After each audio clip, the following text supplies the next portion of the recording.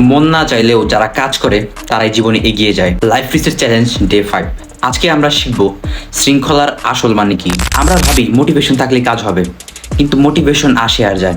যারা সফল হয় তারা তাদের ইচ্ছা মতো কাজ করে না, তারা মন চাইলেই কাজ করে না, তারা সময় মতো সঠিক কাজটা করে। শৃঙ্খলা মানে কঠোরতা না, শৃঙ্খলা মানে নিজের সাথে নিজে ওয়াদাবদ্ধ হওয়া এবং সেই ওয়াদা পূরণ করা। ছোট ছোট ওয়াদা যখন রাখা হয় তখনই আত্মবিশ্বাস বাড়ে।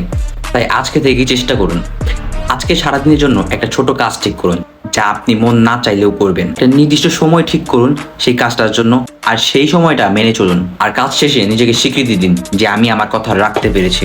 এতে করে নিজের প্রতি একটা বিশ্বাস তৈরি হবে এবং শৃঙ্খলা আস্তে আস্তে অভ্যাসে পরিণত হবে। আজকে চ্যালেঞ্জটি শেষ করলে লিখুন ডে 5 ডান। মন না চাইলেও আপনি কোন কাজটি করেছেন সেটা কমেন্টে লিখুন। শৃঙ্খলার এই যাত্রা চালিয়ে যেতে পেজটাকে ফলো দিয়ে রাখতে পারেন।